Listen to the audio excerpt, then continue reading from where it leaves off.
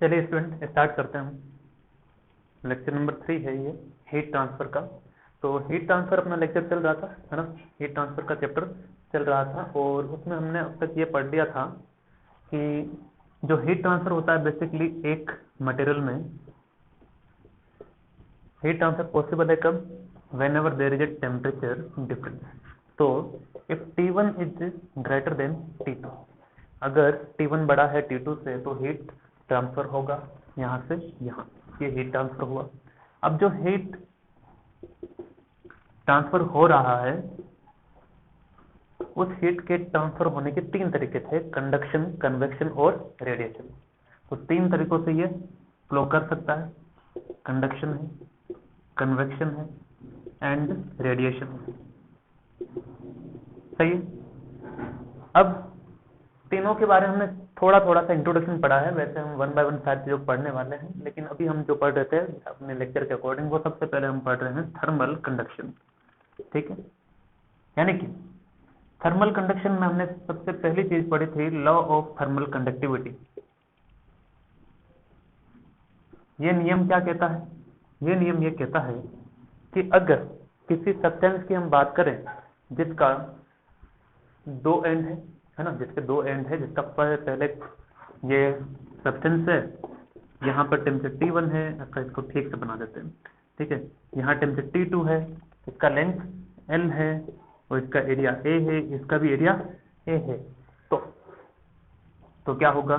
तो ये हो जाएगा कि हीट फ्लो जो होगा दैट इज के ए T1 minus T2 into T time के लिए जो हुआ है that is divide by L।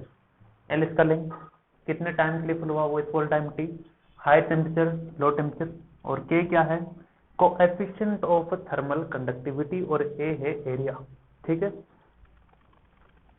और यहां पर हमने कहा था Q बाई T, इस T को इधर डिवाइड कर दें तो इसी चीज को हमने कह दिया था एक नाम, क्या? Heat current. सही है, इसी चीज को हमने क्या कहा था? हीट करंट कहा था। अब इसी के आगे हम आज पढ़ना है, तो आज हम बेसिकली इसकी चर्चा करने वाले हैं, किसकी? Coefficient of thermal conductivity.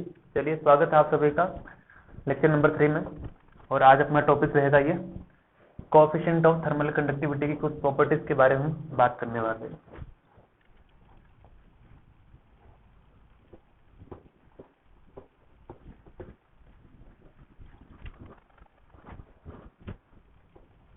तो कोएफिशिएंट ऑफ थर्मल कंडक्टिविटी क्या कहता है कि Q इक्वल टू के ए T1 minus T2 into small time T, और ये यहाँ चाहो तो आप θ1 माइनस θ2 भी लिख सकते हो, उसमें कोई दिक्कत नहीं है, वो भी टेम्परेचर को ही रिप्रेजेंट कर रहा है, दोनों चीजें सेम है। θ1 बड़ा है θ2 से, T1 बड़ा है T2 से।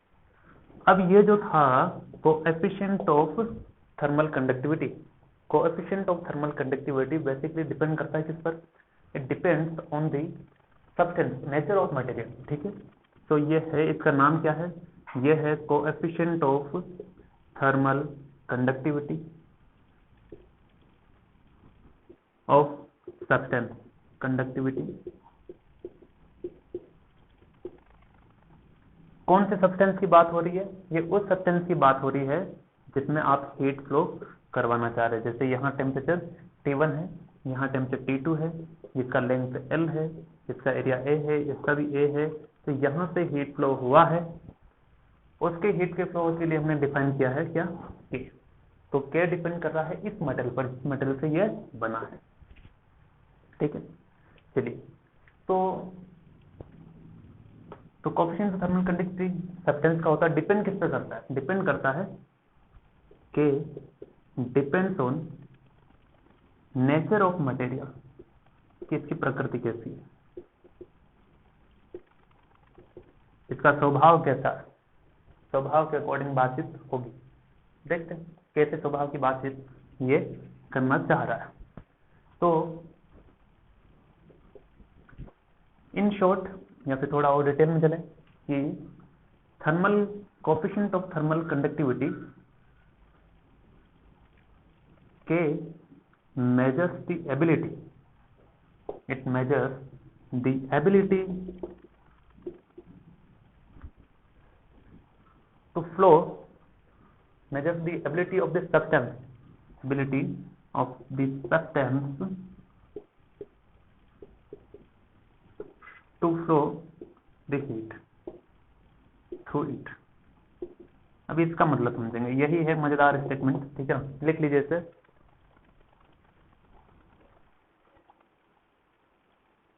So it measures the ability of substance to conduct heat through it, ऐसा भी लिख सकते हैं, ठीक है ना, ये ज्यादा बेहतर है। measures the ability of substance to conduct heat through it, ठीक है ना, to conduct heat through it, ये ज्यादा बढ़िया है। क्या है मतलब दिखाते हैं, समझाते हैं।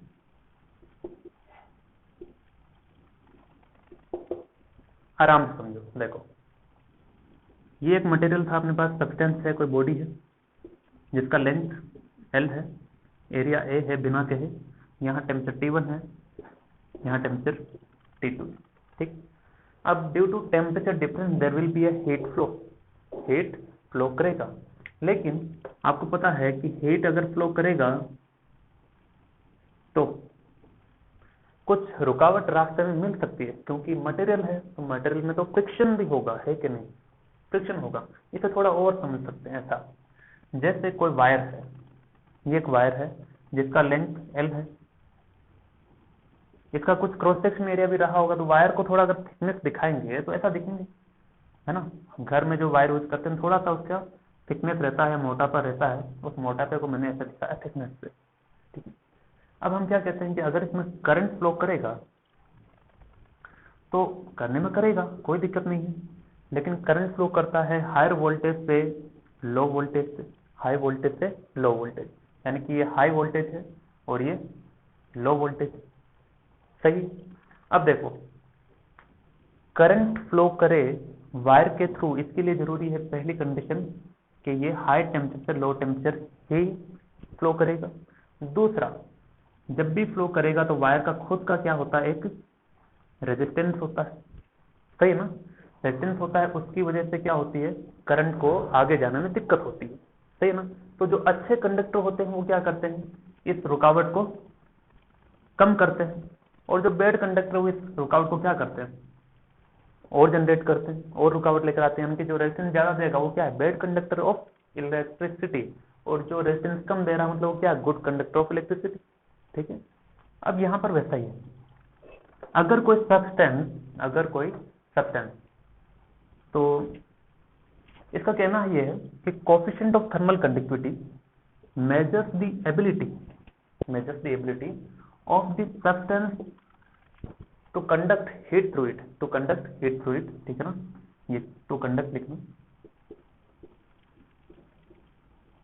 मतलब क्या कि कोई भी मटेरियल, ये कोई सा भी एक मटेरियल हो सकता है, इसमें हीट फ्लो करेगा और हीट फ्लो करके बाहर पहुंचेगा, लेकिन ये खुद मटेरियल है तो मटेरियल का खुद का क्या होगा, रेजिस्टेंस होगा। जिस तरह वायर का खुद का क्या होता है, रेजिस्टेंस होता है, उसी तरह से मटेरियल का खुद का भी क्या होगा, रेजिस्टेंस होगा। अगर वो रेजिस्टेंस कम रहा तो ये जल्दी जल्दी पास करेगी, यानी कि उसमें कंडक्शन अच्छा होगा, सही ना।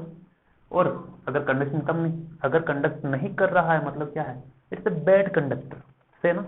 तो दो स्टैंड बताएं, पहला के डिपेंड करता है नेचर ऑफ मटेरियल पर, किस तरह ये इस तरह करता है कि इट मेजर्स द एबिलिटी, ये उसकी क्षमता को मेजर करता है कि उसमें कितनी एबिलिटी है कि वो हीट को कितना कंडक्ट करवा सकता है, ठीक है। ये था स्टेटमेंट का मतलब। चलिए और आगे बढ़ेंगे। तो ऐसे substance in which heat flow quickly and easily, ठीक है,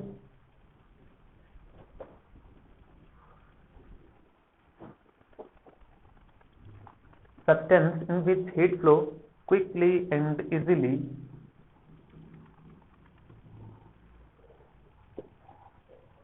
substance in which heat flows quickly and easily they possess good conductivity, ठीक है ना। So substance in which heat flows quickly and easily they possess या फिर they are the good conductor of heat, they are the good conductor of heat.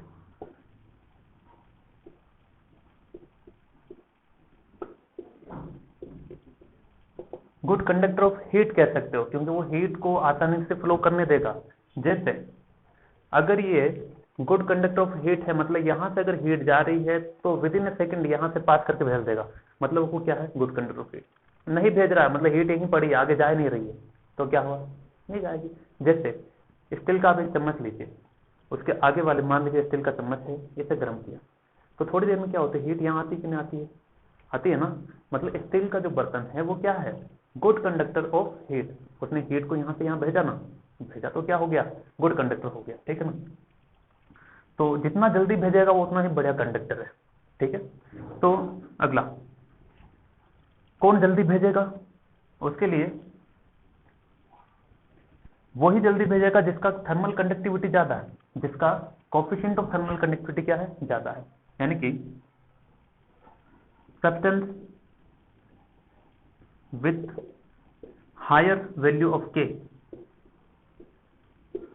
Higher value of K are good conductor of heat.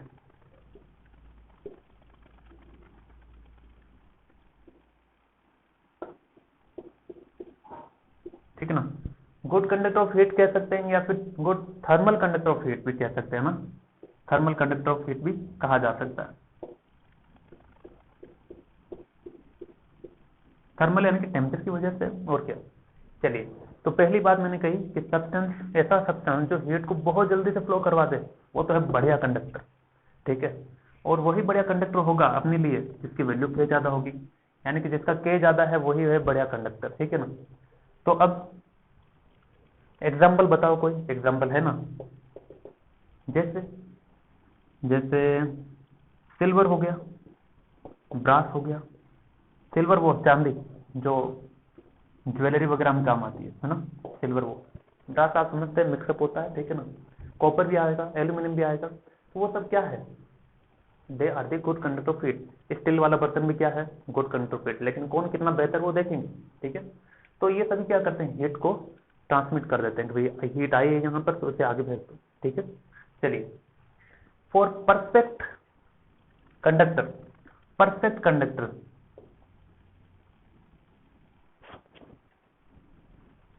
For perfect conductor क्या होगा, K equal to infinite होगा। K की value सबसे ज्यादा होगी, और ज्यादा से ज्यादा कितनी हो सकती है, इन्फानाइट। क्या ये पॉसिबल है कभी, नहीं, आप कभी इन्फानाइट पहुंच नहीं सकते।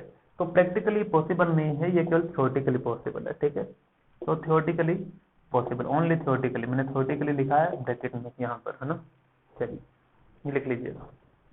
तो एक मन में सवाल आना चाहिए यहाँ पर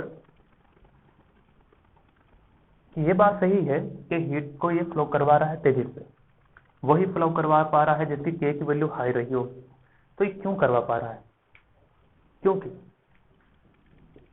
सिल्वर, ब्रास, ये सभी क्या है, मेटल्स है, and they possess large number of few electron, ठीक है। So they are good conductor of heat because, तो क्या लिखेंगे,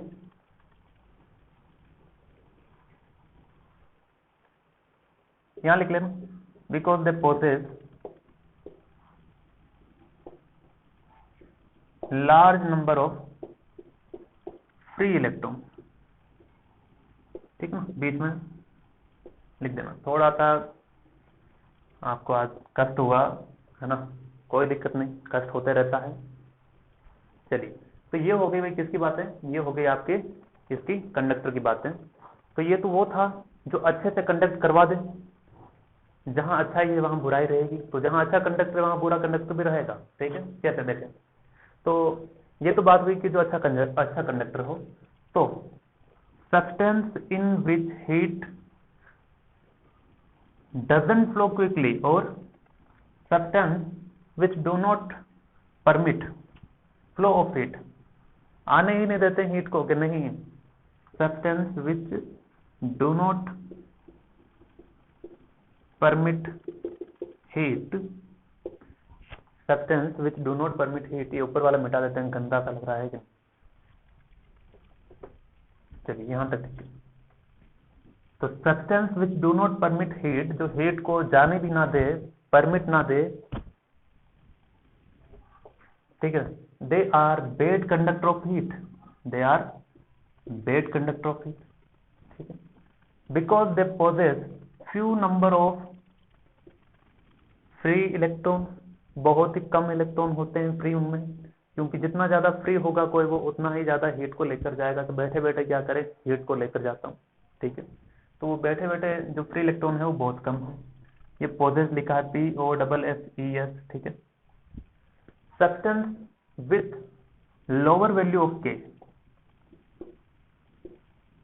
lower value of K are bad conductor of heat, सही। थर्मल कंडक्टर ऑफ हीट भी से मतलब bad thermal conductor of heat भी कहा जा सकता है, ठीक है। एग्जाम्पल हो गया इसका वुड यानी कि लकड़ी, ग्लास, वुड। तो ये ऐसे लोग हैं जो हीट को पास नहीं होने देंगे, खुद फट जाएंगे लेकिन हीट को पास नहीं होते। जैसे शीशा वगैरह आप देखते हैं, ग्लास वगैरह जो होता है, मिरर वगैरह जो भी होता है, वो हीट को अलाउ करता है कि नहीं? चाहे आप कितनी ही हीट दे दो, या तो वो खुद खत्म हो जाएगा लेकिन हीट को आगे ट्रांसमिट नहीं होने देगा, ठीक है। फॉर परफेक्ट बेड कंडक्टर, और जो बेड कंडक्टर उसे क्या कहते हैं? इंसुलेटर, जो इंसुलेट कर दे रहा है, जाने नहीं दे रहा है। तो परफेक्ट इंसुलेटर के लिए K क्या होगा? 0 होगा, और वो भी पॉसिबल नहीं है प्रैक्टिकली, तो ये थ्योरेटिकली ही पॉसिबल, ठीक है। तो उम्मीद है ये आया होगा समझ में आपको। देखिए इसे आराम से,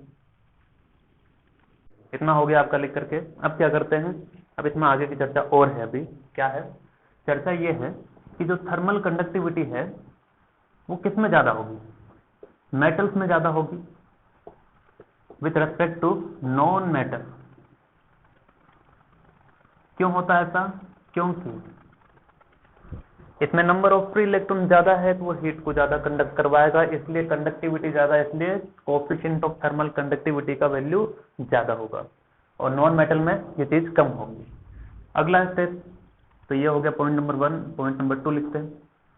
टेम्परेचर के साथ हम इसका वेरिएशन देखते हैं, variation with respect to temperature, variation with temperature, variation with temperature. क्या है ये वेरिएशन विथ टेम्परेचर में?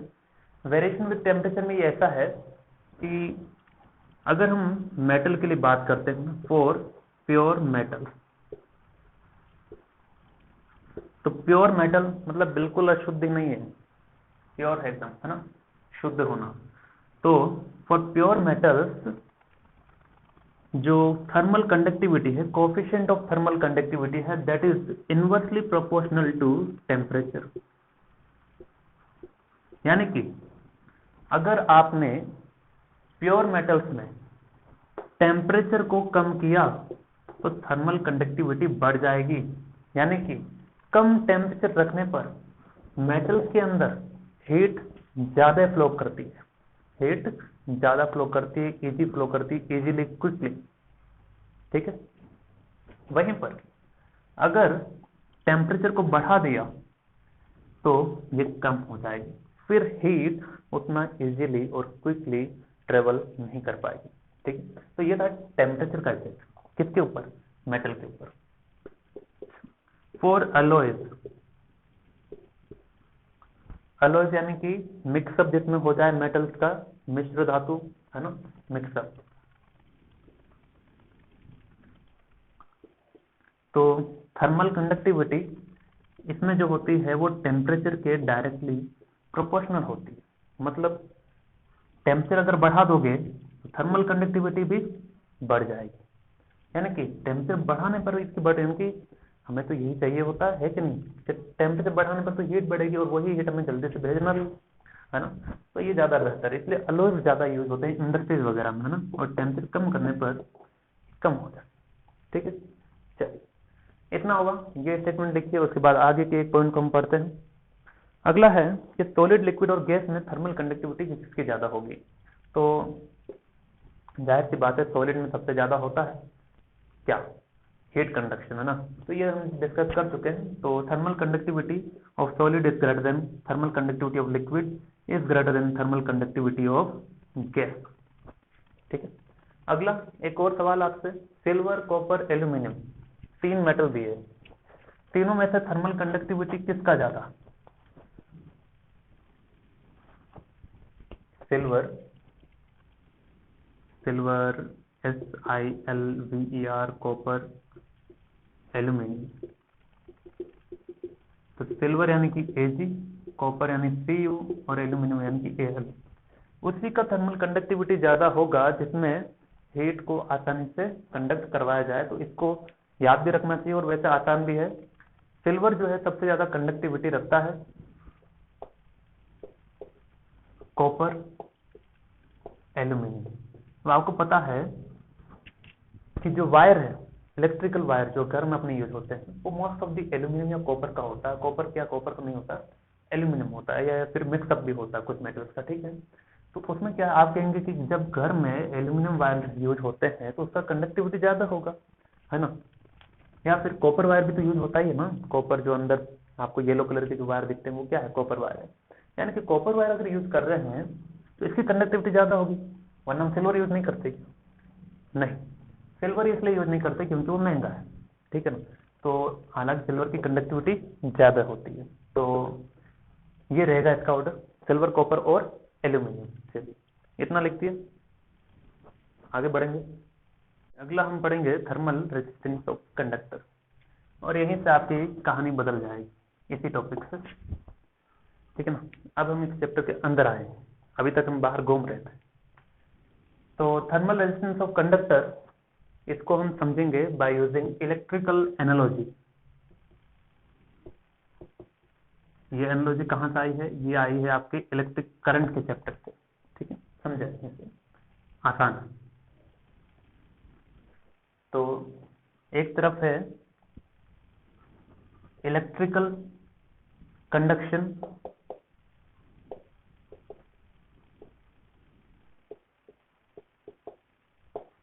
Thermal conduction. जिनको अभी भी ये लग रहा है कि कंडक्शन का मतलब समझ में नहीं आया है, वो और आसानी से समझो। यहां से मान लो हीट आ रही है, ठीक है, इसको रास्ता चाहिए आगे जाने के लिए, ये मटेरियल है, इसके थ्रू जाना है। अगर ये मटेरियल रास्ता दे देता है जाने में, तो हम कहेंगे हाँ it's a good conductor of heat. अगर नहीं देता है, इट्स ए बैड कंडक्टर। ठीक है, और जितना ज्यादा ये रास्ता देगा, जितना ज्यादा जाने में उसकी सहायता करेगा, वो उतना ही बढ़िया कंडक्टर। ठीक है, तो इलेक्ट्रिकल कंडक्शन और थर्मल कंडक्शन के बारे में हमें जानकारी लेनी है। तो क्या जानकारी है? ये कुछ ऐसा कि इलेक्ट्रिक करंट क्या होती है। जैसे एक वायर है,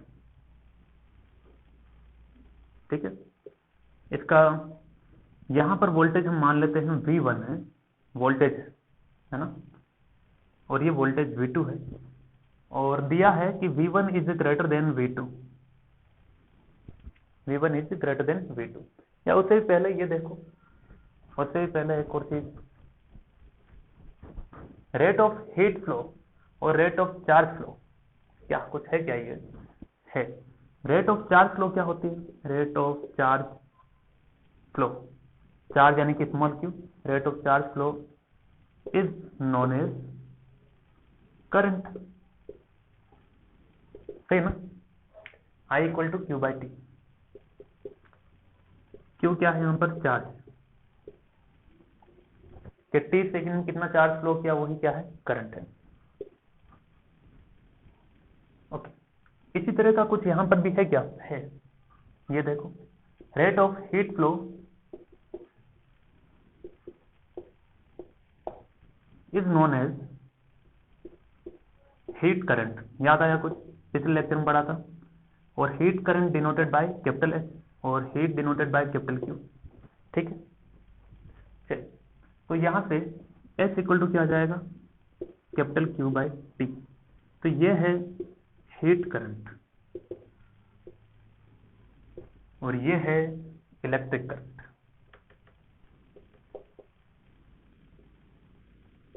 यानी कि ये है आम जिंदगी और ये है मेंटोस जिंदगी। ठीक है, चलिए अब आगे ये कि करंट का डेफिनेशन में पढ़ा तो एक हीट करंट है और एक इलेक्ट्रिक करंट है। ठीक है, इलेक्ट्रिक करंट फ्लो करता है कब? Whenever there is a voltage difference, यानी कि इलेक्ट्रिक करंट जो होता है it always flows from higher voltage to lower voltage, सही है ना? तो if we have a conductor या कोई भी एक मेटल है, कंडक्टर है या नहीं है कोई मतलब नहीं, कितना कंडक्टर वो भी नहीं मतलब। लेट्स से यहाँ वोल्टेज V1 है, यहाँ वोल्टेज V2 है, और इस पूरे मटेरियल का, इस वायर का रेजिस्टेंस कितना है? R है। रेजिस्टेंस कितना? R है। Then current is equal to क्या होता है? V by R, from Ohm's law, है ना? I equal to V by R. V कितना होगा? V यहाँ पर V1 ग्रेटर देन V2, यानी कि हायर वोल्टेज से लो वोल्टेज। तो वोल्टेज कितना? Higher voltage minus low voltage, high voltage minus low voltage, यही तो टोटल वोल्टेज है इसके अक्रॉस अपॉन रेजिस्टेंस R, यानी कि ऐसा लिखा जा सकता है, सही ना? चलिए यहां पर भी कुछ ऐसा है क्या, हम देखना चाहेंगे। मतलब हम कंपैरिजन कर रहे हैं, एक तरह से क्या कर रहे हैं? कंपैरिजन करना ही क्या होता है? एनालॉजी करना। ठीक है, इनके एक दूसरे को देख करके वर्कआउट करना। चलिए अब यहाँ पर हीट फ्लो करेगा तो हीट में तो वोल्टेज का कोई रोल नहीं रहता। हीट फ्लो कब करता है? जब टेम्परेचर डिफरेंस हो, है ना? तो यहाँ पर अगर टेम्परेचर T1 है, यहाँ पर अगर टेम्परेचर T2 है और T1 is greater than T2, ऐसा मैंने कहा, मान लो। ठीक है, तो साथ ही साथ इसका लेंथ L है, इसका क्रॉस सेक्शन एरिया A है, तो Q क्या आता था?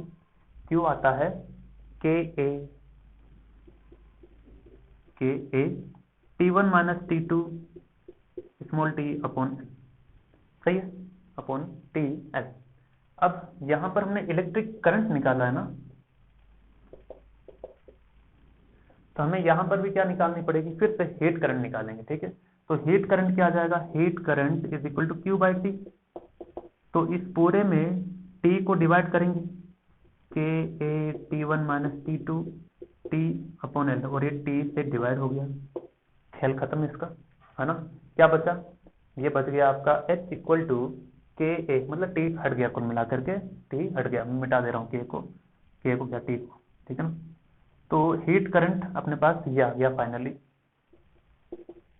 आपको वो लिखना था स्टेप, है ना? मैंने मिटा इसलिए ताकि यहाँ पर जगह बने रहे। ठीक है, चलिए तो एक है इलेक्ट्रिक करंट, यहाँ है हीट करंट, यानी कि electric current is analogy to heat current, यानी दोनों एक जैसे हैं, मिलते जुलते हैं, भाई बंधु। चलिए यहाँ वोल्टेज का डिफरेंस है, यहाँ टेम्परेचर का डिफरेंस है, सही है, यानी कि वोल्टेज डिफरेंस और टेम्परेचर डिफरेंस कुछ हद तक भाई बंधु हो सकते हैं। यहाँ नीचे रेजिस्टेंस है, जबकि यहाँ पर नीचे केवल लेंथ है और ऊपर भी कुछ बच गया, ये बात कुछ हजम नहीं होती है। ठीक है, तो इसे हजम करने के लिए हम कुछ काम करेंगे।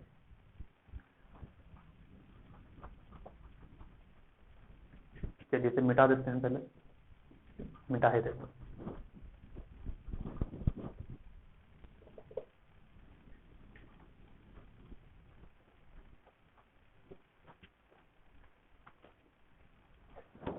चल, तो इधर है अपने पास I equal to V1 minus V2 upon R, सही है ना?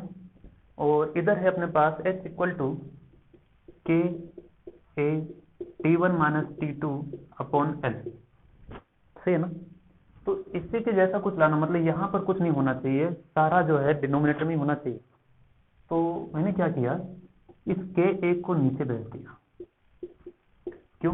क्योंकि फ्रैक्शन के नीचे फ्रैक्शन, इट गेट रेसिप्रोकल, और वापस वही चीज आनी वापस, कोई दिक्कत इसमें नहीं।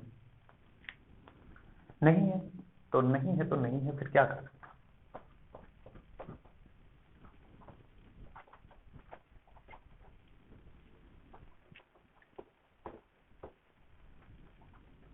चलिए और आगे बढ़े। अब देखिए, वोल्टेज डिफरेंस की जगह टेम्परेचर डिफरेंस है, रेजिस्टेंस की जगह यहाँ पर क्या है? ये पूरा L अपॉन K A, यानी कि हीट करंट में T1 माइनस T2 अपॉन ये पूरा क्या है, रेजिस्टेंस से अपने लिए, और I equal to V1 minus V2 upon R, ये R भी क्या है, डिस्टेंस है। अब रुकिए, अब कुछ हम कंपैरिजन करते हैं और आपके सारे डाउट क्लियर करते हैं। यहां है I बोले तो इलेक्ट्रिक करंट, यहां है H, ये भी करंट है लेकिन इलेक्ट्रिक करंट नहीं है, ये है हीट करंट। ठीक है, यानी कि लेफ्ट साइड में दोनों तरफ करंट है, लेकिन एक इलेक्ट्रिक करंट और एक हीट करंट। फिर इक्वल, यहां भी इक्वल, यहां पर है वोल्टेज डिफरेंस, यहां पर है टेम्परेचर डिफरेंस, यानी कि voltage difference is analogous to temperature difference, यानी कि एनालोगस का मतलब है सिमिलरिटी।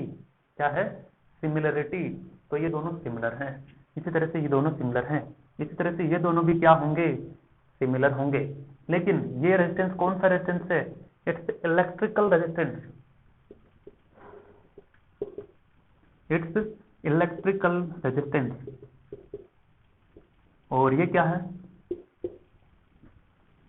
ऐसा तुमने कुछ पढ़ा नहीं, ये है थर्मल रेजिस्टेंस।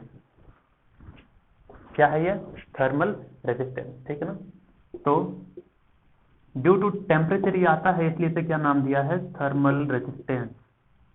चल, अब जब I equal to V upon R की बात करते हैं, that means it follows the Ohm's law.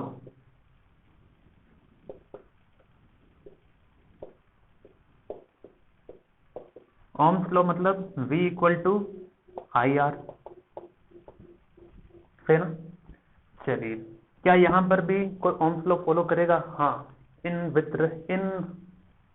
Point of view of the analogy it will follow the Ohm's law, यानी कि इट विल आल्सो फॉलो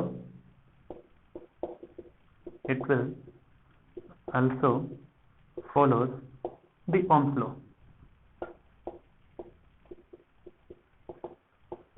ठीक है, चलिए, अब यहां तक हुआ सारा काम, अब हम आगे बढ़ते हैं, पढ़ा जाए।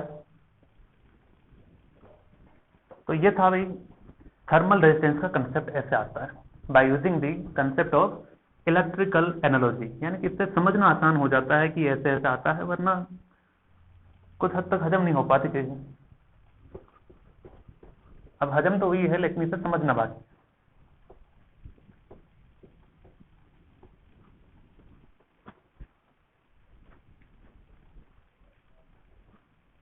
तो चलिए समझा जाए, क्या है, इलेक्ट्रिकल कंडक्शन में एक वायर था, और यहाँ वोल्टेज V1, यहाँ वोल्टेज V2, और V1 बड़ा है V2 से, ऐसा हमने कहा था। तो एक करंट फ्लो होगा, है ना, I is equal to V1 minus V2 upon R।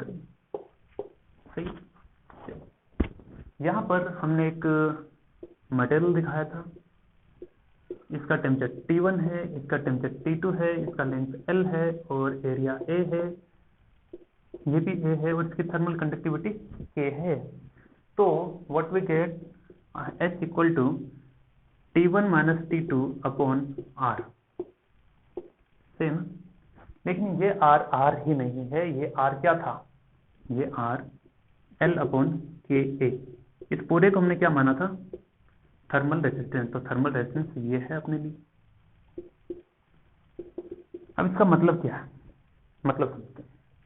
जैसे करंट जब फ्लो करता है तो हम कहते हैं कि वायर का खुद का कुछ रुकावट जनरेट करने का एक नेचर होता है, ठीक है ना, उसी को हम रेजिस्टेंस कहते हैं। उस रेजिस्टेंस को हम ऐसे दिखाते हैं, ठीक है ना, ये V1, ये V2 और ये रेजिस्टेंस R। तब हम कहते हैं करंट I फ्लो किया, सही ना, मतलब वायर पूरा ऐसा नहीं दिखाकर रेजिस्टेंस दिखा दिया कि उस वायर का रेजिस्टेंस इतना है। उसी तरह से अब हम ये मटेरियल नहीं दिखा करके क्या दिखाएंगे, उसकी जगह रेजिस्टेंस दिखाएंगे, यानी कि ये ऐसा कि टेम्परेचर यहाँ T1 है, यहाँ टेम्परेचर T2 है, इसका थर्मल कंडक्टिविटी K है, रेजिस्टेंस R है, बस हो गया, है ना।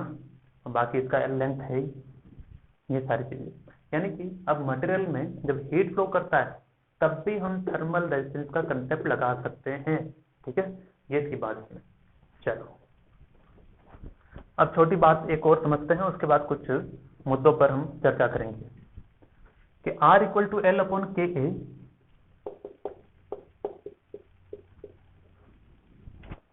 इसमें अगर हमने कोई मेटल की बात करना चाहें तो उसका लेंथ फिक्स रहेगा, एरिया फिक्स रहेगा। जैसे मैं इसी मेटल की बात करता हूँ, इसका लेंथ और एरिया फिक्स है, मैं चेंज नहीं कर सकता, मार्क फिट करके भी नहीं कर सकता, नहीं कर सकता, ठीक है। लेकिन अगर चेंज नहीं कर सकता तो हमें पता चला कि R is inversely proportional to K. Resistance जो है that is the thermal resistance is inversely proportional to thermal conductivity. तो ये तो होना ही था, resistance is inversely proportional to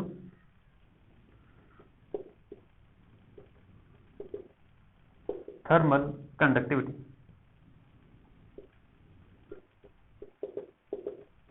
सही।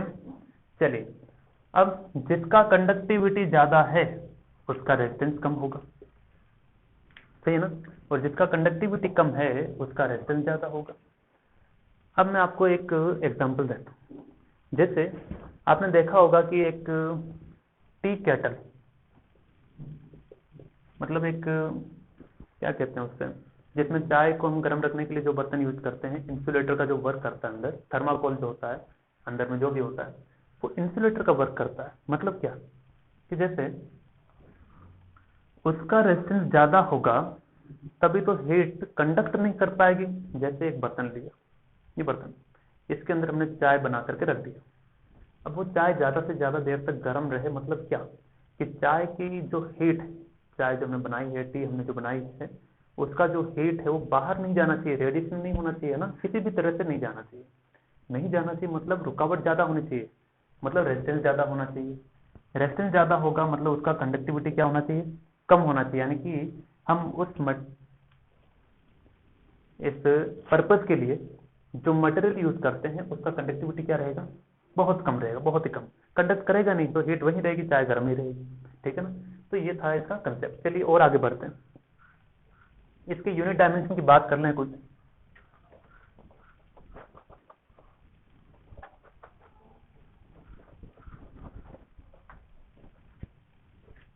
तो K thermal conductivity, thermal conductivity H equal to क्या होता है, सॉरी, क्यू इक्वल टू के ए T1 माइनस T2। ये तो मैं लिख रहा हूँ ताकि आपको याद आए कि थर्मल कंडक्टिविटी का क्या होता है यूनिट। तो R का हमें निकालना है, R का क्या होता है, सेंटीमीटर लिखा मैंने पहले, फिजिक्स में वर्क कर रहे हैं मान लो। एरिया का क्या होता है, सेंटीमीटर स्क्वायर।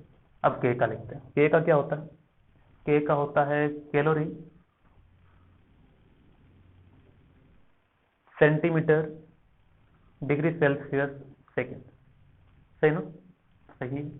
सेंटीमीटर से सेंटीमीटर, एक सेंटीमीटर बचा, वो एक इससे कटा, क्या आ गया, R equal two degree Celsius multiplied by second upon calorie. ये इसका यूनिट आ गया, और डायमेंशन आप निकाल सकते हैं, वो आपके जिम्मे पर। ठीक है, चलिए इतना लिख लीजिए, फिर हम आगे बढ़ेंगे।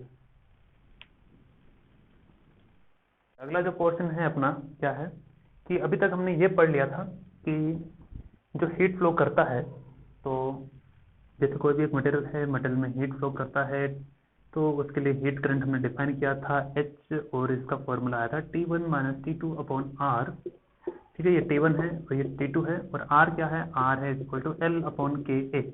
ठीक है, L क्या है इसका लेंथ है, K क्या है इसका थर्मल कंडक्टिविटी है, और A इसका क्रॉस सेक्शन। क्रॉस सेक्शन बीच में से काटने पर जो एरिया दिखता है, ये पूरा एरिया नहीं, क्रॉस सेक्शन बीच में से काटने पर। ठीक है, चलिए तो ये सारी घटना हमने पढ़ ली। अब देखिए इसका यूज है, एप्लीकेशन है, कि हमने कहा कि by using the electrical analogy we have find the relation of thermal conductivity and thermal resistance. ठीक है, लेकिन इलेक्ट्रिसिटी में, इलेक्ट्रिकल करंट या इलेक्ट्रिसिटी में हमने ये पढ़ा है जब दो रेजिस्टेंस एक दूसरे के साथ सीरीज कॉम्बिनेशन में हो, सीरीज कॉम्बिनेशन में हो, तो क्या होता है, R1 इसका रेजिस्टेंस, R2 इसका रेजिस्टेंस, तो R इक्विवेलेंट कितना आएगा, R1 प्लस R2, सही ना।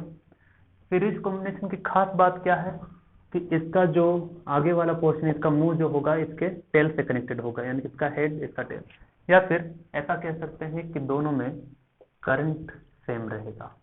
ये आसान है थोड़ा, करंट जब सेम रहे तो वो सीरीज में रहे, ठीक। चलिए, अब करंट फ्लो करने के लिए जरूरी है हाई वोल्टेज से लो वोल्टेज आना, है ना।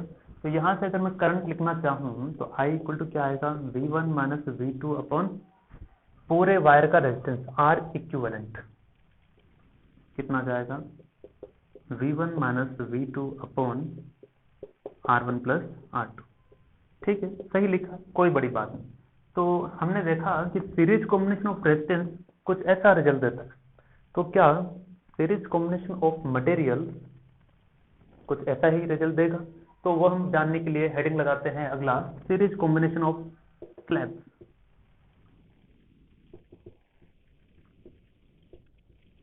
स्लैब्स कह सकते हैं, मटेरियल कह सकते हैं, या सब्सटेंस कह सकते हैं, जो भी कहना चाहे। स्लैब मतलब क्या है, कहाँ गया डस्टर, कहाँ गया, ये रहा। जैसे ये एक मटेरियल है, ऐसा एक मटेरियल और लगा दिया, ऐसा एक और लगा दिया, ऐसा और लगा दिया, ऐसे स्लैब है, ठीक है। चलिए, तो इन सब का सीरीज कॉम्बिनेशन बनाते हैं, चलिए देखते हैं। तो मान ले एक मटेरियल है, ये सब्सटेंस है, इसका लेंथ है L1, इसका area, cross section area A1 है, क्रॉस सेक्शन एरिया कितना है, A1, ठीक है ना। बीच में से कहीं पर भी काटो, एरिया A1 है। चलो बढ़िया। अब एक और मेटल मैंने साथ लगा दिया, बड़ा सा, सही ना, दो मटेरियल साथ में लगा दिए, तो थोड़ा ठीक नहीं बना ना, मजा नहीं आया।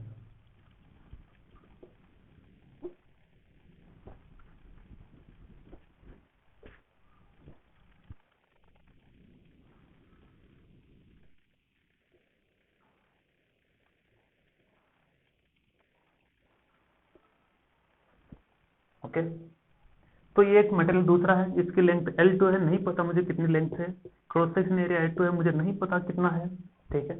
लेकिन ये पता है दोनों अलग अलग मटेरियल है, तो दो अलग अलग मटेरियल है, तो दोनों की थर्मल कंडक्टिविटी क्या होगी, अलग, ये K1 ये K2, सही ना।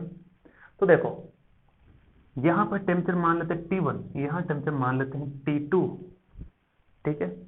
तो जिस तरह से करंट फ्लो हो रहा था ड्यू टू वोल्टेज डिफरेंस, बीच में था दोनों रेजिस्टेंस का सीरीज कॉम्बिनेशन, तो यहां पर इस वायर को, इस मटेरियल को कह देते हैं, इसका रेजिस्टेंस कितना है, R1, फिर इसके साथ कनेक्टेड है R2, यहां पर टेम्परेचर T1, यहां पर टेम्परेचर T2, सही है। तो मुझे बताओ हीट करंट कितना आ जाएगा, heat current T1 minus T2 अपन R होता है ना। चलिए, उससे भी पहले कि जब दो मटेरियल सीरीज कॉम्बिनेशन में है तो उनका R इक्विवेलेंट क्या होगा, वही होगा जो इसका है, R1 प्लस R2, ठीक है। तो R equivalent equal to R1 plus R2, आसानी हो रही है ना भाई, जब दो मटेरियल, दो से ज्यादा भी हो सकते हैं, देखेंगे उसका भी। Where R1 is equal to what, L1 upon K1 A1, K1 A1, R2 equal to what, L2 upon K2 A2, सही है ना। ये हो जाएगा, ठीक है, और R इक्विवेलेंट उसका आंसर हो जाएगा। चलिए, अब मुझसे अगर ये पूछा जाए कि इस तरह यहाँ पर करंट लिखा है, वहां पर यहाँ हीट करंट लिखो, तो फिर जाना है, तो H इक्वल टू क्या होगा, heat difference T1 minus T2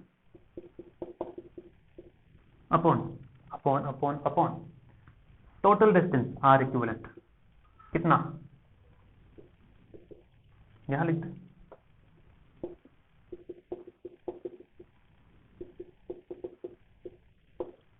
तो ये हो गया दोनों में रिजल्ट।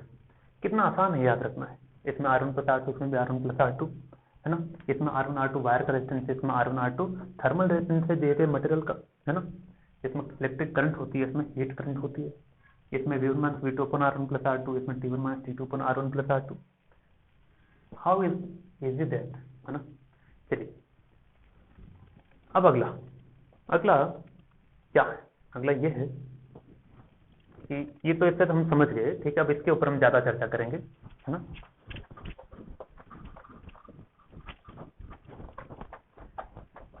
तो ये तो हमने बहुत एक जनरल बात की, बहुत ही जनरल बात की है।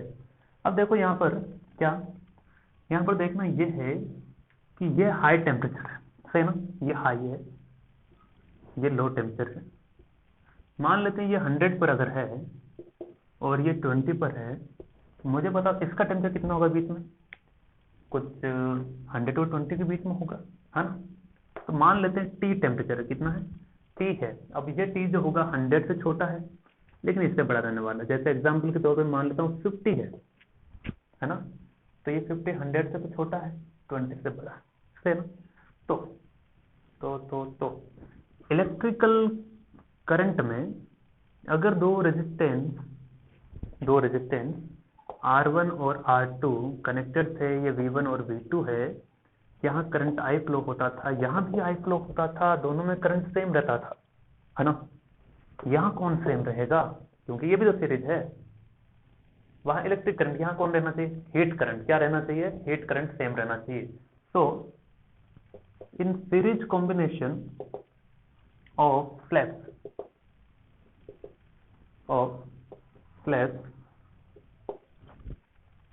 Heat current is same.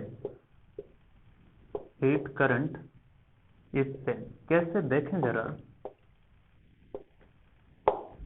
Okay, समझते हैं इसे, है ना।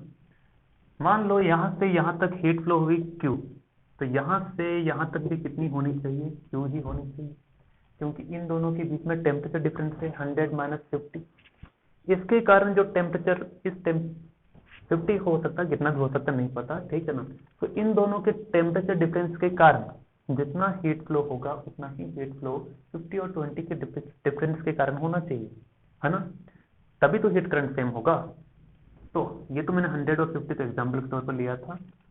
चलिए, तो इसमें अगर हीट करंट कितना है, H1 है, कितना है, H1 है। तो H1 पहले वाले सेक्शन में heat current T1 - T, high temperature minus low upon resistance, ठीक है। दूसरे वाले में H2 कितना आएगा, T - T2, ये हाई हो गया, ये लो हो गया, T - T2 upon R2, same.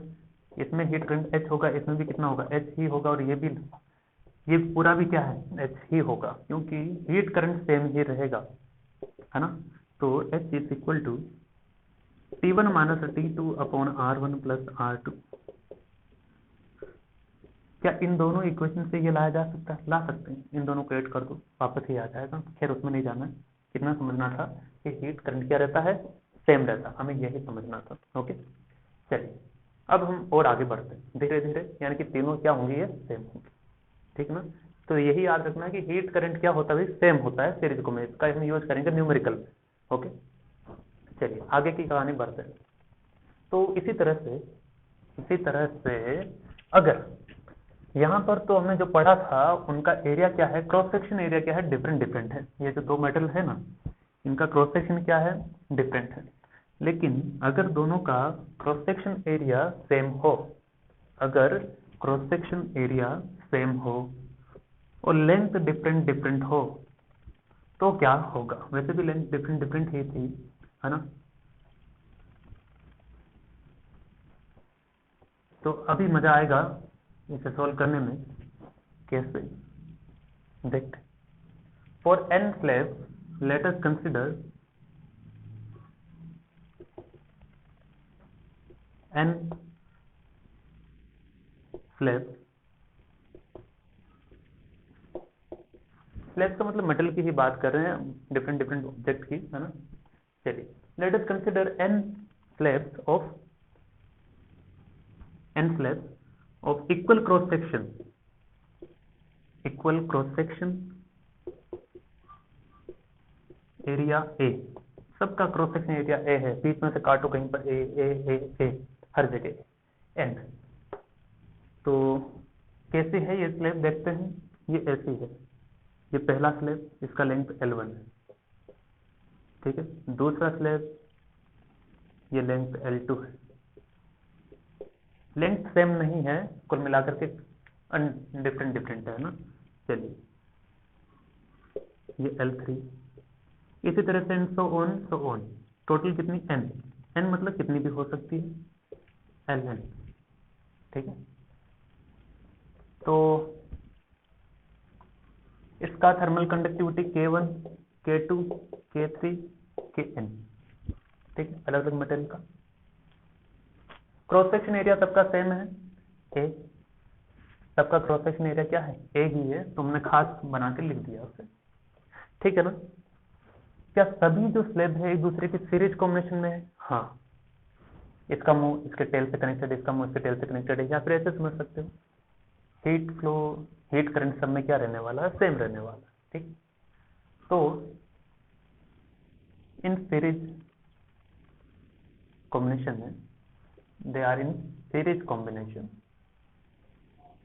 Correct. तो R इक्विवेलेंट इक्वल टू क्या आ जाएगा, R1 plus R2 plus R3 and so on Rn, सही है। R इक्वल टू क्या होता है, L अपॉन KA होता है, ठीक है ना। तो R1 क्या होगा, L1 अपॉन K1A, केवल एक क्यों, क्योंकि एरिया ही सबका सेम है, ऐसा हमने माना, ठीक है। चलो L2 अपॉन K2 है, L3 अपॉन K3 है, and so on Ln on Kna, correct. इसको क्या लिखें, L equivalent upon K equivalent, और एरिया तो अभी भी क्या है, सबका सेम माना है, तो एरिया A ही रहने वाला है, ठीक है। चलिए L इक्विवेलेंट का मतलब क्या है, सबको ऐड कर देना है, सबको ऐड कर देना है, तो L1 plus L2 plus L3 and so on Ln upon K equivalent A common है क्या, A कॉमन है, A कॉमन है, तो L1 upon K1 plus L2 upon K2 and so on Ln upon Kn, A से A खत्म हो गई कहानी इसकी। चलिए आगे बढ़ते हैं, हम रिजल्ट निकाल रहे हैं इन जनरल, ठीक है, कंडक्टिविटी के लिए। इतनी देर हम थर्मल कंडक्शन के लिए बात कर रहे थे, अब हम थर्मल कंडक्टिविटी की बात करेंगे, सॉरी इतनी देर हम थर्मल रेजिस्टेंस की बात कर रहे थे।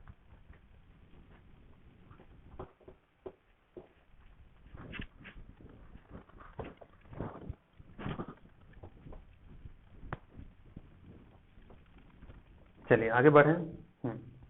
तो ये आ जाएगा L1 plus L2 and so on Ln upon K equivalent equal to L1 upon K1 plus L2 upon K2 and so on Ln upon Kn, सही है ना।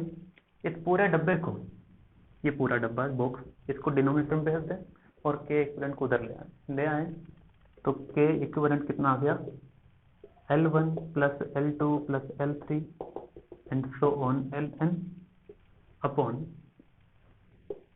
L1 upon K1 plus L2 upon K2 plus L3 upon K3 and so on Ln upon Kn, ठीक है। तो ये आ गया equivalent thermal conductivity of n slab, ठीक है, equivalent thermal conductivity of n slab,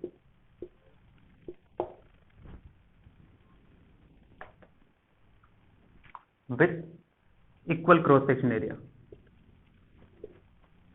हमने माना क्या था, equal cross section area A माना है, इस अजम्पशन। चलो अब अगर एक और अजम्पशन मान लिया, लिख लेना, उसके बाद सेकंड अजम्पशन में इसी में करेक्शन करूंगा, है ना। सेकंड अजम्पशन ये है कि अगर एरिया तो सेम था ही, क्रॉस सेक्शन एरिया, है ना, अगर लेंथ सेम हो, if L1 is equal to L2 is equal to L3, सबका लेंथ भी सेम है, तो क्या होगा, मान लो L है, सबका लेंथ सेम है और L कह दिया उसे, तो क्या आ जाएगा, ये भी L L हो गया, L हो गया, L हो गया, L 1 2 3 हट जाएगा, मतलब सब जगह L हो जाएगा। अच्छा, ये L L L L कितनी बार था? n times L। अगर 10 बार लिखा होता तो 10 L आ जाता, 11 तो 11 L, n टाइम्स है तो n इंटू L आ जाएगा, सही ना? अब देखो ये L कॉमन है क्या? कॉमन है, तो 1/K1 ये सब कुछ बच जाएगा, तो L बाहर आ गया, L से L खत्म हो गया। तो फाइनली क्या बच गया अपने पास? फाइनली बच गया ये कि equivalent thermal conductivity of n slab जिसका क्रॉस सेक्शन एरिया A है और L1 equal to L2 L3, ये दोनों साथ अजम्पशन हो गए, दोनों एक साथ अजम्पशन, तब रिजल्ट ये है।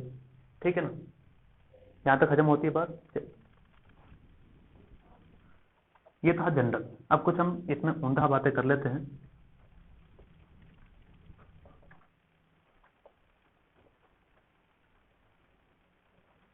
चलिए, तो K equivalent if only two slabs are connected in series,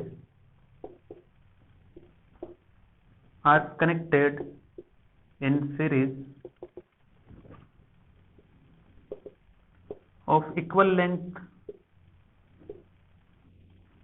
and equal cross section area,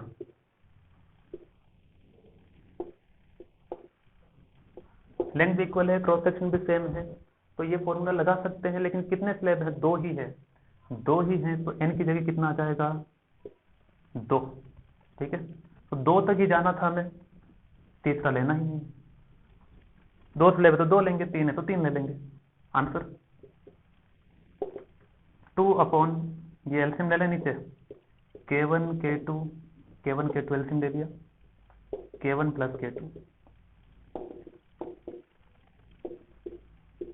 2K1 K2 upon K1 plus K2, ये आंसर आ गया। ठीक है ना, लिख लीजिए। कुछ उम्मीद से न्यूमेरिकल करते हैं तो इसके ना, तब बात और समझ में आ जाएगी। तो सवाल है सीरीज कॉम्बिनेशन पर। तो इसमें पहला सवाल देखिए, बहुत ही आसान है। इसमें दो आइडेंटिकल रेक्टेंगुलर प्लेट है, दो आइडेंटिकल रेक्टेंगुलर रोड है। तो पहला रोड ऐसे रखा है, उसके साथ में ऐसा रखा है, यानी कि दो मेटेलिक रोड है, ऐसे रखती है। ठीक है ना, ये ऐसे। ठीक है, तो ऐसा रखा हुआ है, उसी का डायग्राम मैंने बनाया हुआ है। ठीक है, चलिए अब आगे बढ़ते हैं। इसमें कहा है टू आइडेंटिकल, दोनों एक जैसी, आइडेंटिकल मतलब एक ही मटेरियल से बनी है, एक ही मटेरियल से बनी है। ठीक है, तो इसका थर्मल कंडक्टिविटी K होगा, तो इसका भी क्या होगा? K होगा। इसका ये वाला सरफेस 100 पर है, ये वाला 0 पर है, तो टेम्परेचर डिफरेंस है, तो हीट तो फ्लो होगा ही होगा, यहाँ से यहाँ ऐसे।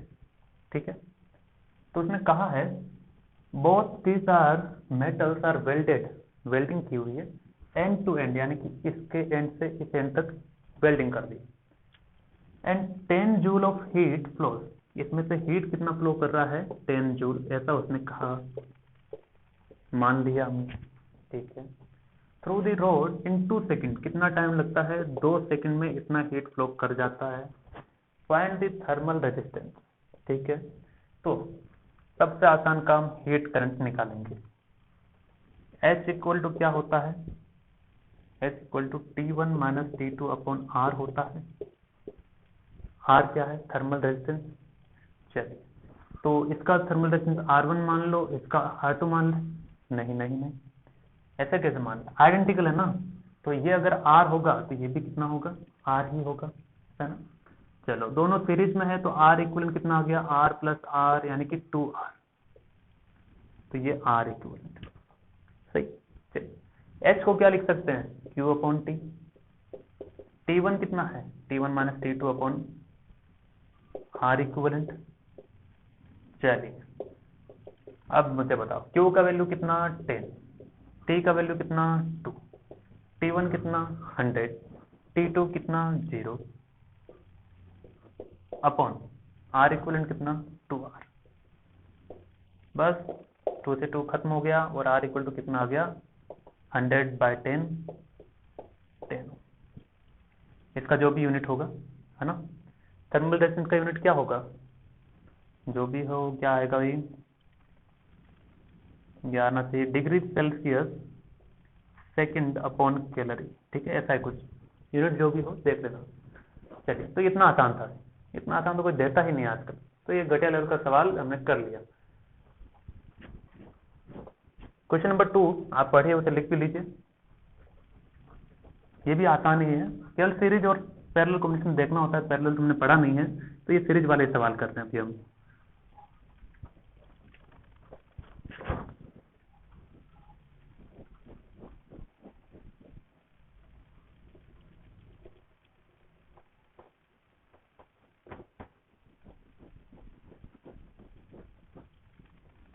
ठीक, इसके लिए डायग्राम दिया है, मैं डायग्राम बना देता हूं। चलिए डायग्राम बना लीजिए, इसका डायग्राम कुछ ऐसा दिया है,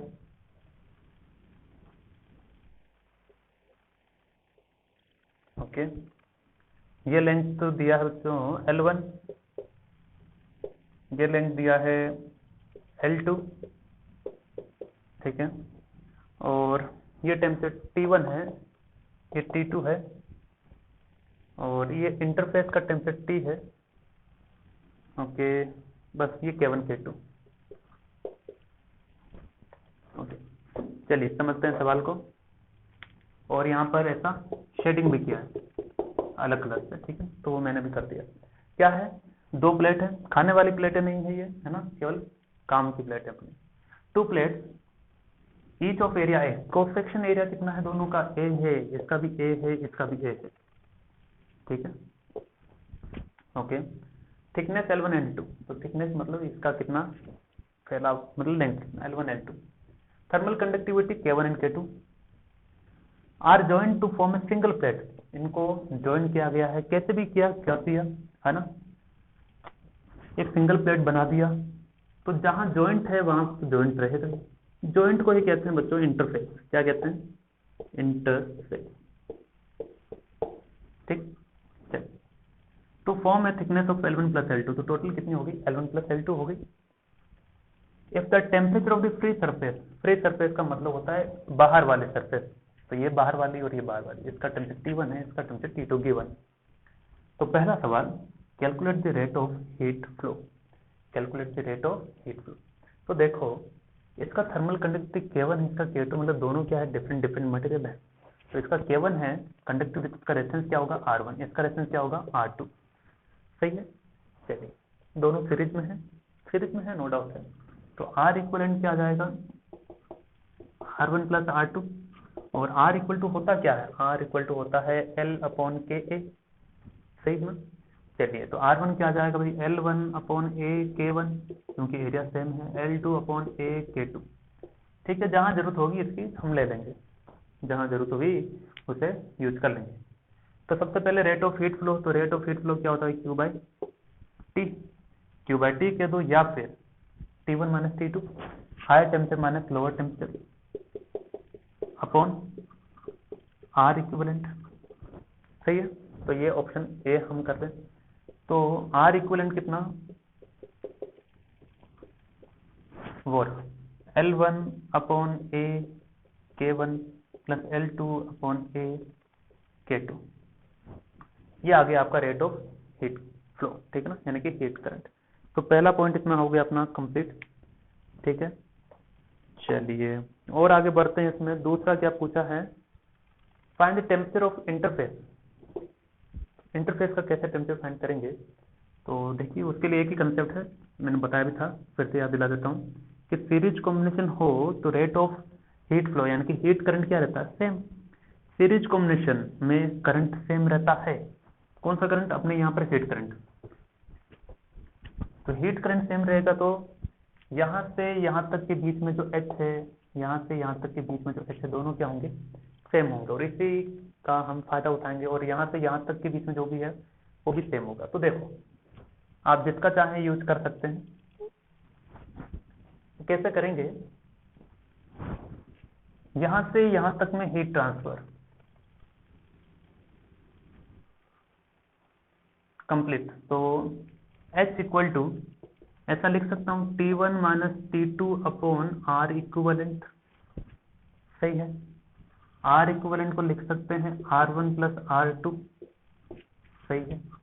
और दूसरा, यहाँ से यहाँ तक अगर मैं हीट करंट लिखता हूँ तो वो क्या जाएगा, H equal to high temperature T1 minus T upon R1, सही है ना। तो दोनों ही क्या होंगे, ये भी हीट करंट है और ये भी क्या है, हीट करंट है। तो फ्रॉम इक्वेशन 1 एंड 2 दोनों क्या होंगी, सेम होंगी। पहला इक्वेशन मैंने लिखा है इन दोनों टेम्परेचर के बीच में, दूसरा इक्वेशन लिखा इन दो के बीच में। आप किन्हीं भी दो टेम्परेचर के बीच में लिख करके इक्वल कीजिए, आंसर सेम आएगा। ठीक, इसको मिटा देते हैं, आगे बढ़ जाएंगे।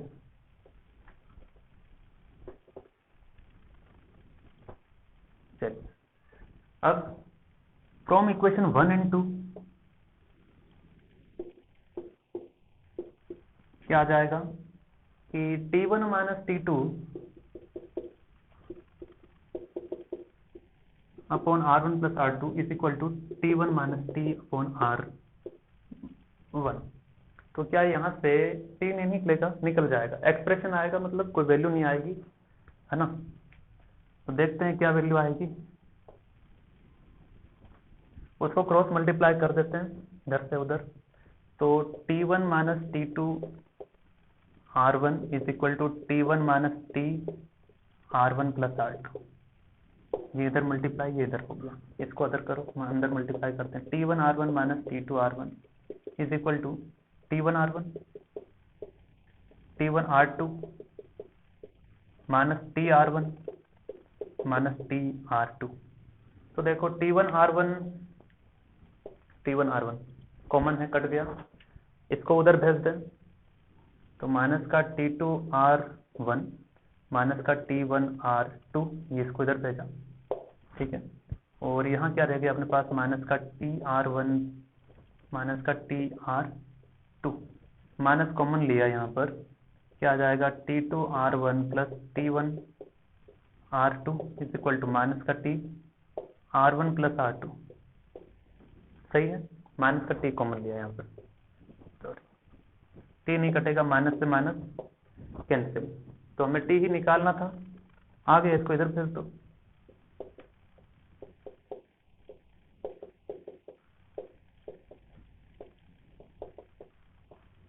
ये हो गया इंटरफेस का टेम्परेचर। ऑप्शन डी भी हमने कंप्लीट कर दिया। के इक्विवेलेंट हमें निकालना है, के इक्विवेलेंट निकालते हैं, ये लिख लीजिए।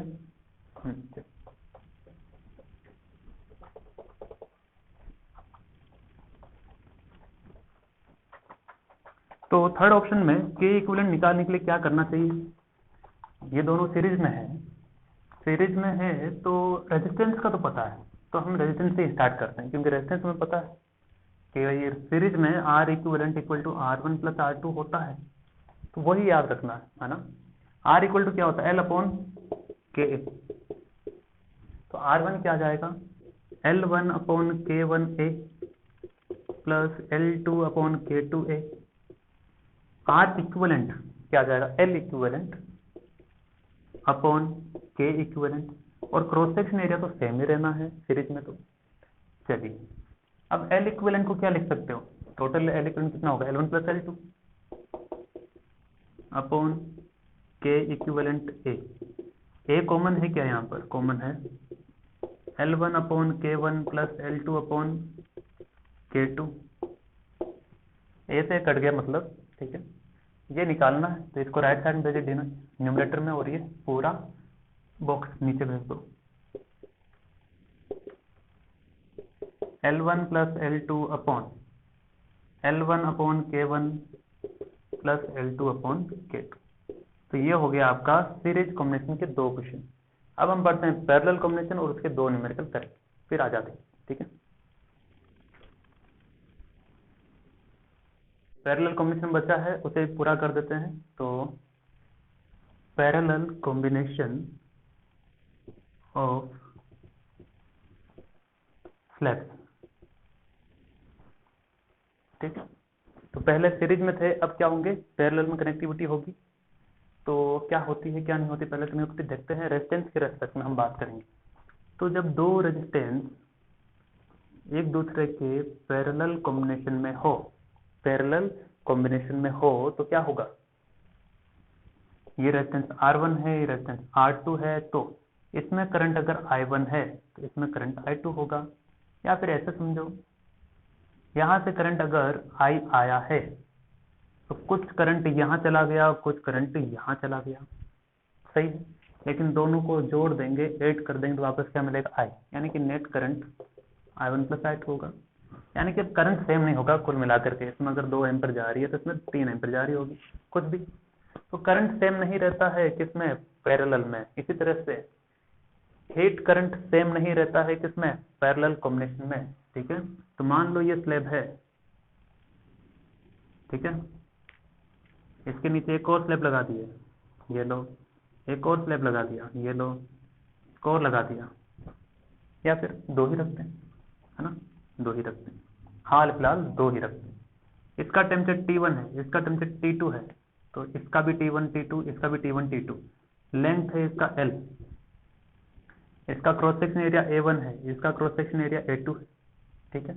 तो अब लेंथ सेम रहेगा, क्रॉस सेक्शन एरिया डिफरेंट, उसमें क्या था, क्रॉस सेक्शन एरिया सेम और लेंथ डिफरेंट, ठीक है। चलिए सेम भी रख सकते हैं, कोई दिक्कत नहीं, बस केस है डिफरेंट डिफरेंट। तो इसमें रेजिस्टेंस क्या आता है, 1/R equivalent equal to 1/R1 plus 1/R2 and so on and so forth. अगर n है तो क्या आ जाएगा, n रेजिस्टेंस है तो 1/Rn। तो यहाँ पर भी क्या आ जाएगा, 1/R equivalent is equal to 1/R1 plus 1/R2 plus 1/R3। तो 2 ही है ना, तो 2 है तो 2 ही दिखाते, ठीक है। यहाँ पर R1 का वैल्यू क्या है, L/K1A1, तो इसका K1 मान लो, इसका K2 मान लो, ठीक है। R2 क्या है, L/K2A2, सही हो गया, खत्म हो गया। तो ये तो था 2 लोगों के लिए। n हो तो क्या होगा, n पर आते हैं सीधा सा, है ना। अब सीरीज आप समझ चुके हैं तो पैरेलल में दिक्कत नहीं आएगी, वही याद रखना है रेजिस्टेंस के हिसाब से।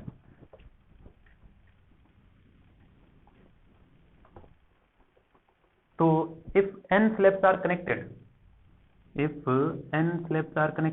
A3 K3 K4 A4 and so on, nth slab Kn An, इन सब का लेंथ तो देखो L ही है, ये भी L L L L L। Temperature T1, ये भी T1 T1 T1 T1 T1 T1 T2 T2 T2 T2 T2। तो यहाँ से हीट गई, यहाँ से हीट गई, यहाँ से हीट गई, यहाँ से भी हीट, यहाँ से भी हीट, सबसे हीट गई, तो इससे गई H1, इससे गई H2, इससे गई H3, इससे गई H4, इससे गई Hn, आगे जाके मिल जाएगी, तो टोटल कितना मिल जाएगी। तो नेट हीट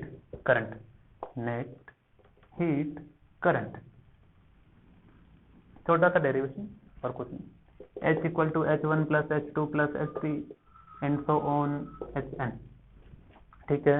H1, H क्या लिखेंगे, H तो हमें फाइंड करना, ठीक है। H1 K1 sorry H equal to क्या होता है, T1 माइनस T2 अपन R, है ना, तो वही लिखना। तो T1 माइनस T2 यानी कि T1 minus T2 upon R1, T1 minus T2 upon R2, इसके लिए भी T1 माइनस T2, इसके लिए भी T1 माइनस T2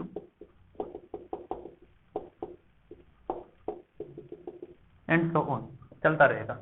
अब देखो H को क्या लिखें, H में नेट हीट ट्रांसफर अभी भी किसके कारण हो रहा है, T1 माइनस T2 के कारण ही हो रहा है, सही है।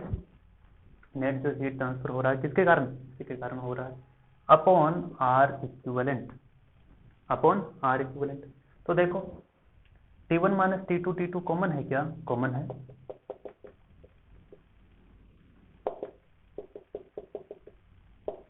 क्या बच गया, 1/R1 plus 1/R2 and so on 1/Rn,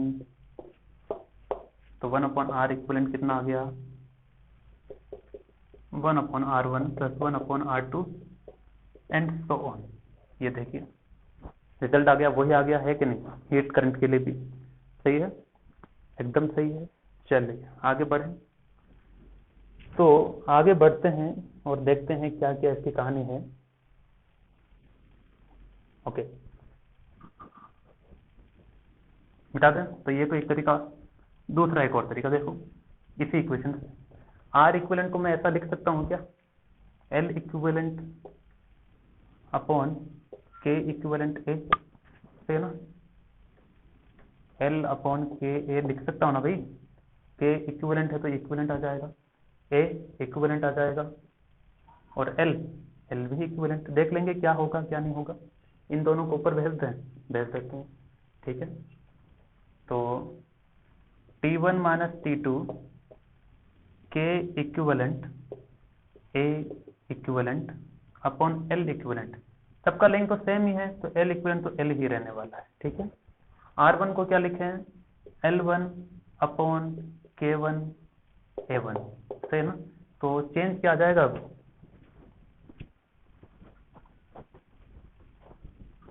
change ये आ जाएगा कि यहाँ पर A1 K1 T1 minus T2 upon L1, यहाँ पर क्या आ जाएगा A2 K2 T1 minus T2 upon L2 and so on.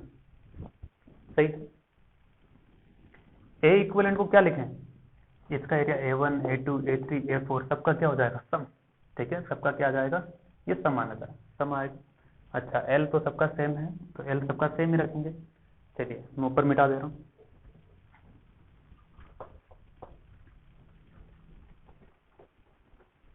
अरे आसान है, केवल ऐसा लग रहा है।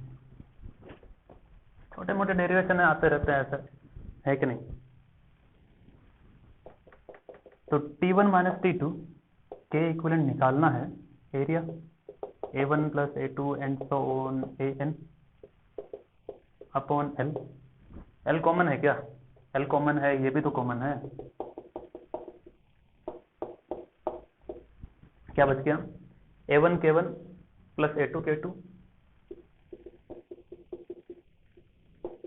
And so on AN KN। ठीक है, T1 माइनस T2 खत्म।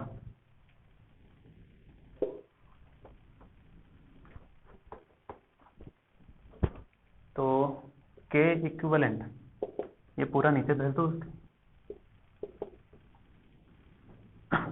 Sorry K1 A1 plus K2 A2 and so on KN AN। आया ना, हाँ कहना ही पड़ेगा, कोई उपाय नहीं आपके पास है कि नहीं, सही बताया जा रहा है। तो ये देखो, ये एक और फॉर्मूला मिल गया। If A1 is equal to A2 is equal to A3 AN is equal to A, तो क्या आ जाएगा, सारे एरिया सेम हो जाए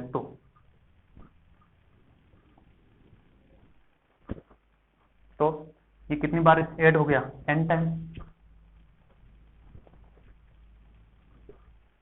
और n टाइम्स एरिया है ना, और ऊपर वाला एरिया कॉमन आ जाएगा।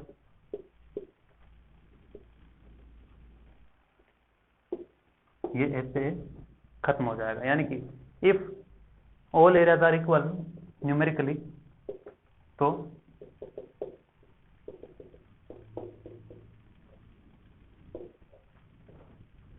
ये आ जाएगा। सही ना। तो ये सारे फॉर्मूले याद नहीं रखने होते हैं, इनको बस समझना है। सीरीज कॉम्बिनेशन में करंट सेम है, और पैरेलल कॉम्बिनेशन में क्या सेम है, पैरेलल कॉम्बिनेशन में करंट सेम नहीं है। सेम रहता है, केवल टेम्परेचर का वेरिएशन यहाँ था T1 माइनस T2, सब जगह T1 माइनस T2 ही रहता है। ठीक ना। तो ये बहुत इंपॉर्टेंट है, क्योंकि फॉर्मूले बहुत सारे, जितने बनाना चाहो बना सकते हो, कंसेप्ट एक ही है, उसमें हीट करंट सेम है, इसमें हीट करंट सेम नहीं है। ठीक है, तो इसी के साथ एक न्यूमेरिकल और करवा देते हैं। चलो इसका एक करवा देते हैं न्यूमेरिकल, है ना, छोटा ही है।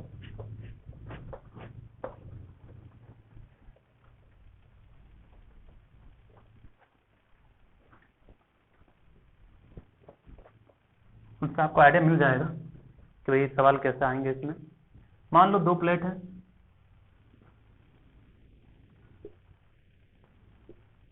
एक प्लेट तो यहाँ रखी थी,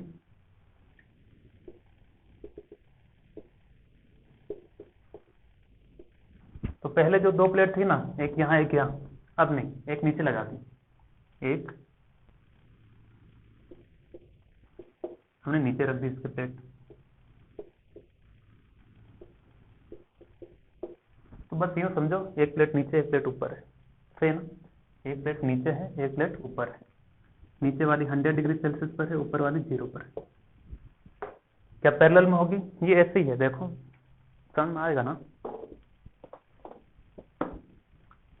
ये पहली वाली प्लेट, ये दूसरी वाली प्लेट, ये ऐसे रखी हुई है ना, ये ऐसे रखी हुई है।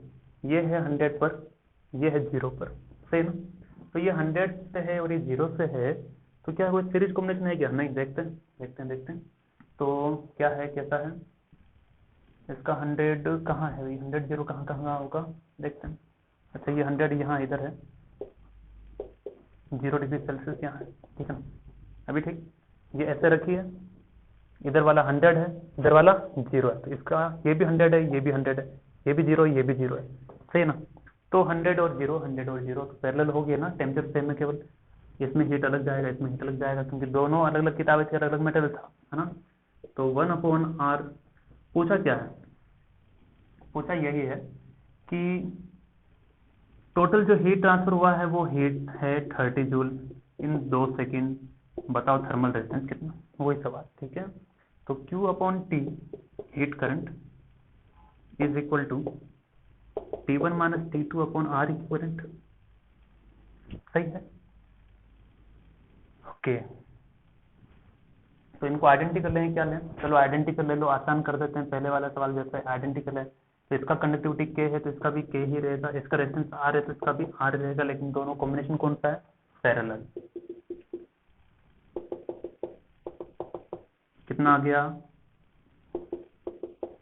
R into R, R square